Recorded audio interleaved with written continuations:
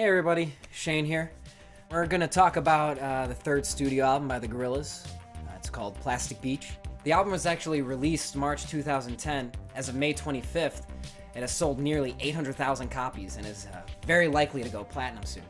Not unlike the rest of the albums by the Gorillaz, this album features plenty of special guests. Mos Def, Snoop D.O. Double Jizzle, Bobby Womack, Lou Reed, and De La Soul.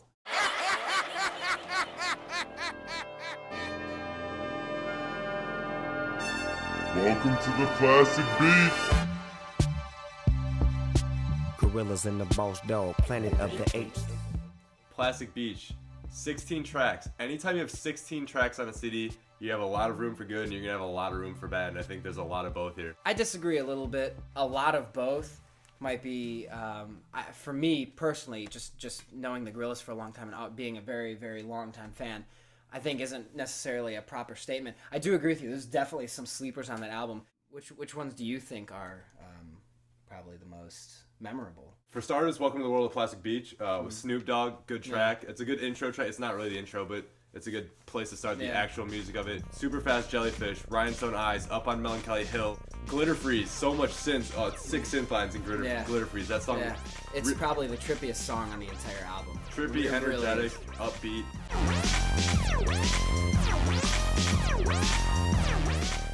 Bad tracks. Sweepstakes for sure, I think is one that's just a really awkward song. I get that they're trying to go for like a really unique sort of hip hop feel with it, but for me, it just doesn't work out too well. Yeah. Sweepstakes is kind of awkward. Payday, you're a winner.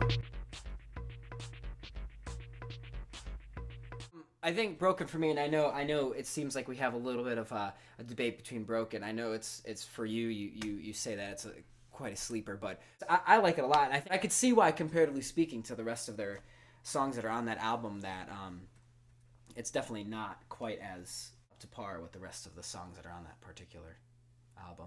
Mm-hmm. Same note. I think we both in agreement here. White Flag, passable.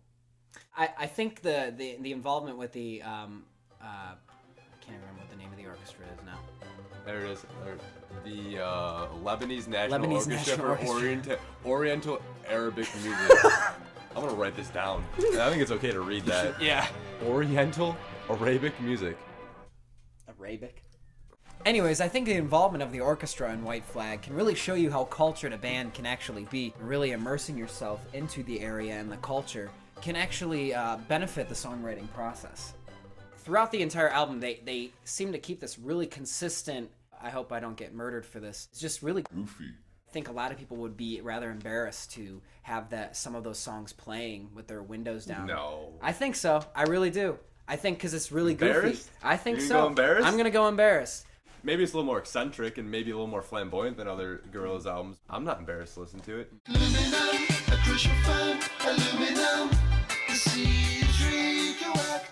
Concluding, I liked Plastic Beach. I liked the Gorillaz. I didn't love the album. I think anytime you put 16 tracks on a CD, you're asking for trouble. It's hard to like it all the way through. A lot of good songs that I enjoy listening to, though. Here's Shane's Floating Head.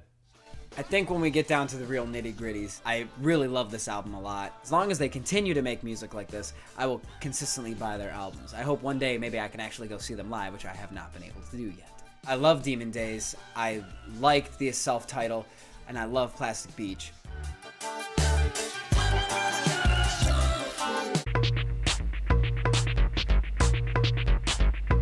Payday, you're a winner. Welcome to the world of the Plastic Beach. Oh, shit!